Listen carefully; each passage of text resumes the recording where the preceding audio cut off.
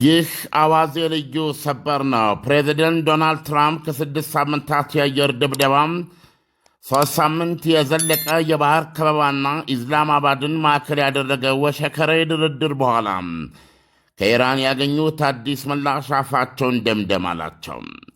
ከቶም ልቀበለው አልችልም ብለዋል። በንዴት ጦፈው ኢራን ጨዋታ ነው የያዘችው ሲሉ ከሰዋል።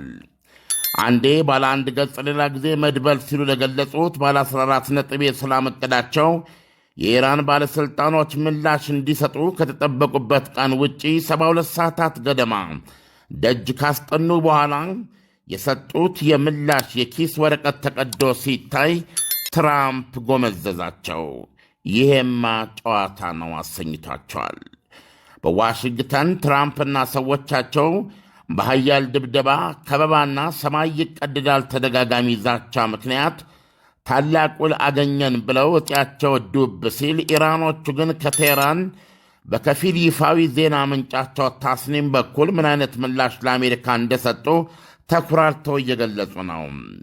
የሰጠናቸው ምላሽ ከብዙ በጥቂቱ ጦርነቱ በሁሉም ጦር ግንባሮች በአስቸኳይ እንዲቆም፣ የባህር ከበባና ዕቀባው እንዲነሳና ዳግም ሌላ ጥቃት በኢራን ላይ እንደማይደረግባት ዋስትናዎች እንዲሰጡን የሚጠይቅ ነው ብለዋል። ሆርሙዝ የዓለም የነዳጅ ዋስትና ደም ግፊት መቆጣጠሪያ ሰርጥ ሆኗል። ዶክተሮቹ ኢራኖች ናቸው። አሜሪካ የአንድ ጋሎን ነዳጅ ዘይት ዋጋ እጥፍ ገደማ ጨምሮባት ኑሮ ውድነት የሚባለው ደም ፍላት ጭንቀቷን በየቀኑ ጣራ አድርሶታል። ንዴታቸው ሊወጣላቸው ያልቻለው ፕሬዚደንት ትራምፕ የማኅበራዊ ገጻቸውን መልእክት በመቀጠል ሲጽፉ ኢራን ከአሜሪካና ከቀረው ዓለም ጋር ጨዋታ መጫወት ከጀመረች 47 ዓመታት ሆኗታል። ኢራን አሉ ትራምፕ ሲቀጥሉ፣ በአሁኗ ዳግም ታላቅ ሀገራችን ላይም እየሳቀች ነው። ከዚህ በኋላ አትስቅም ብለዋል በተለመደ ዛቻቸው። ትራምፕ በኒውክሌሩ ደረጃ ግን ምን ያህል እሽታ እንዳገኙበት እንኳ ባልተገለጸ በዚህ ምላሽ ሌላ ያስገነዘበቻቸው በጦርነቱ ለደረሰብን ጉዳት አስቸኳይ ካሳ እንደምትፈልግና የሆርሙዝ ሰርጥ የራሷ የውሃ ግዛት መሆኑን በማወቅ ሉዓላዊነቷን አሜሪካ አምና እንድትቀበል በብርቱ የሚጠይቅ ነው። ዶናልድ ትራምፕ በማኅበራዊ ሚዲያ ገጻቸው ገብተው አልወደድኩትም፣ ፈጽሞ ተቀባይነት የለውም ብለው ጽፈው እንደጨረሱ የዓለም የነዳጅ ዋጋ በበርሜል ግራፉ ሽቅብ በመውጣት $3 ጨምረዋል።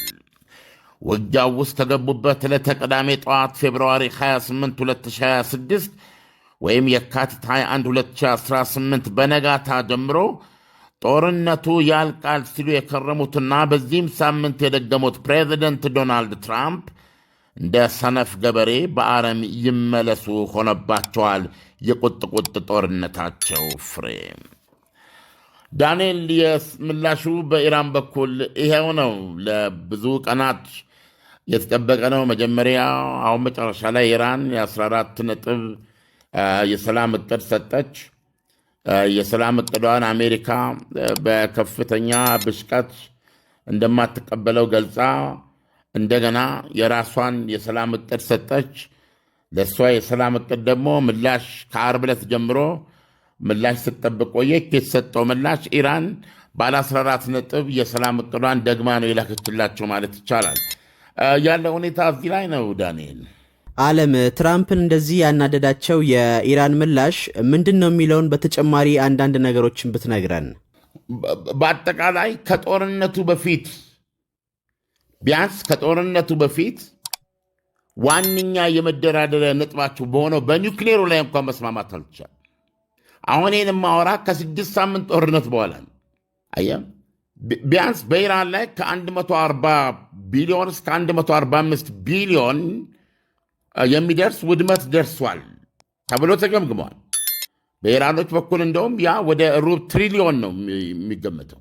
ኢራን በመሪዎች ደረጃ የፖለቲካ የጦር መሪዎቿን፣ የስለላ መሪዎቿን እንደዚሁም ደግሞ የኒውክሌር ሳይንቲስቶቿን ጭምር መስዋዕትነት ከፍላበታለች።